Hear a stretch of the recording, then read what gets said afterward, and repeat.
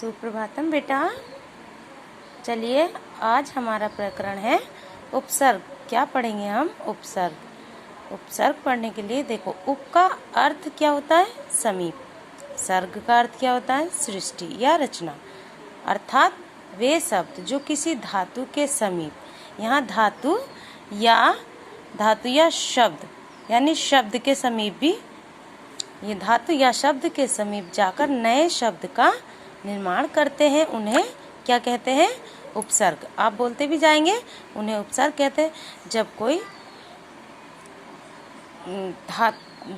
कोई शब्द के छोटे छोटे टुकड़े किसी धातु के समीप जाकर, पास जाकर उसकी और नए शब्द की सृष्टि यानी रचना करते हैं, तो रचना करने के लिए हमें पास जाना पड़ता है, तो उन्हें क्या कहते हैं? उपसर्ग। देखो, उपसर्ग क्या होते हैं? जो आगे आगे भागते हैं वो क्या होते हैं? उपसर्ग। यानी धातु और शब्दों के आगे आगे भागने वाले क्या होते हैं? उपसर्ग।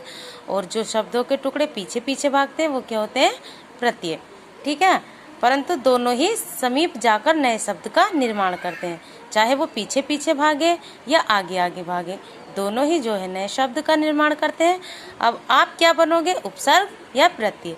आप भी दौड़ लगाइए, तो आप आगे आगे भागोगे या पीछे पीछे भागोगे, तो ये आपका आगे आगे भागने से हमारे क्या बन जाएंगे? उपसर्ग। देखिए उदाहरण है, जैसे उपसर्ग खुद में एक उपसर्ग है हमारा, और उपसर्ग का जो है उदाहरण है उप प्लस सृज धातु है और घन इसमें प्रत्यय है।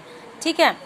इसमें ये देखो मैंने नीचे दे रखा, उप हमारा उपसर्ग है, सृज धातु है और घन प्रत्यय है। यानी जब रूप चलते हैं सृजति, सृजते, सृजंती, ये रूप चलते हैं ना। ठीक है। अब आगे देखिए बेटा, कभी कभी पूछ लेते हैं कति उपसर्गः, क्योंकि ये बहुवचन है। अब ये नहीं पूछेंगे कति उपसर्ग, उपसर्ग पूछेंगे तो वो एक हो गया। कति उपसर्ग यानी उपसर्ग हमारे कितने होते हैं? 22 होते हैं। इसको ध्यान से याद रखेंगे कि उपसर्ग हमारे 22 होते हैं। उपसर्गों की संख्या 22। अब इसका वाक्य है, उपसृजन्ते धातु नाम समीपे क्रियन्ते इति उपसर्गा, कि अर्थात जो धातुओं के समीप रखे जाते हैं यानी आगे आगे रखे जाते हैं, उन्हें हम क्या कहते हैं? उपसर्ग कहलाते हैं वे। ये मैंने आपको बताया। और धातु और शब्द, जैसे कि मैंने आपको ऊपर भी बताया, उपसर्ग जब इनके धातु या शब्द के आगे जुड़ते हैं तो इनका अर्थ क्या होता है? बदल जाता है।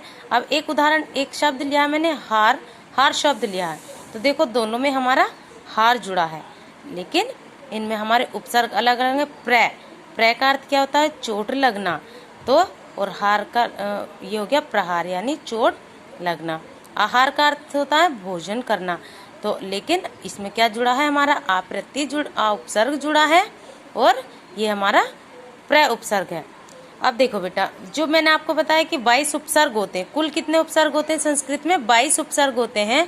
पहला कौन सा होता है? प्र, यानी शुरू में कौन सा होता है? प्र, और अंतिम कौन सा होता है? उप। कभी कभी ये पूछ लेते हैं, क्योंकि इनको भी लिखने का बेटा क्रम होता है। ये नहीं ऊपर नीचे कुछ भी करके लिख देंगे, इनको क्रम में लिखते हैं।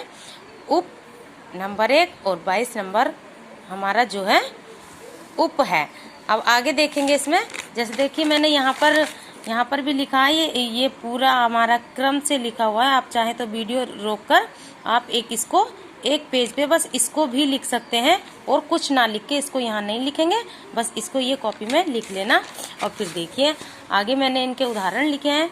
जैसे लिखा है जैसे इनको बेटा क्रम में ही लिखेंगे। क्रम है इनका प्रे परा अप सम अनु अवनिस निर्दुष निर्दुष दुर्वी आनी अधि अपि अतिशु उत अभिप्रति परियुक्त। ठीक है। तो ये इनका क्रम है। ऐसा नहीं है कि आप दुर को 5 नंबर पे लिख देंगे, अनु को 6 नंबर पे लिख देंगे, तो यही इनका एक क्रम है। ठीक है। कभी कभी पूछ लिया जाता है 9 नंबर पर आपका कौन सा उपसर्ग है, तो देखो इसमें क्या प्र से क्या बना? संस्कृत के सारे हैं प्र भवती। तो ये भवती यानी क्रिया हो रही है हमारी धातु में, तो ठीक है, इसमें कौन सा है? प्र उपसर्ग है हमारा। इसमें भी प्र, देश, ये प्रकार, ये जब इसमें भवती है ये क्रिया हो गई, हमारे रूप चल रहे हैं धातु रूप, लेकिन प्र जोड़ दिया इसमें, तो हमारा प्रभवती हो गया। परा, देखो जैसे ही आप पढ़ते जाओगे आपको परामर्श है, पराजयते, पराभव है। ठीक है। तो जैसे ही आप पढ़ोगे तो आपको खुद पता चल जाएगा कि इसमें कौन सा क्योंकि इसमें आगे आगे भाग रहे हैं। कभी आपसे पूछ लिया जाए कि जैसे अरे उपसर्ग कितने होते हैं रे कालिया, एक होता है ना बेटा, डायलॉग है आपका, तो मैं आपसे पूछती हूँ उपसर्ग कितने होते हैं बालका, तो आप सभी कितने बोलेंगे? 22। वो द्विसंधि हमारे उपसर्ग होते हैं। तो इसको बेटा ध्यान से पढ़ेंगे सब।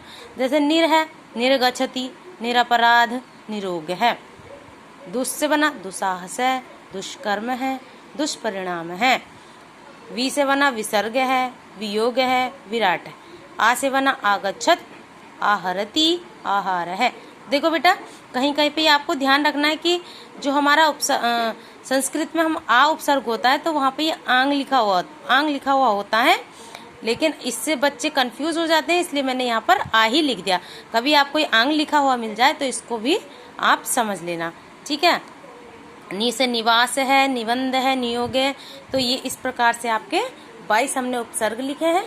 तो इसको आप सुंदर तरीके से अपनी कॉपी में, ये मेरा तो थोड़ा इधर उधर हो गया, आप क्रम से लिखेंगे इस प्रकार से। जैसे शब्दार्थ करते हैं ना, शब्द के नीचे 3-3 है, किसी का 4 लिखा हुआ है, तो ये आप लिख लीजिए। ओके बेटा, ये आपका उपसर्ग कार्य पूर्ण हो गया है।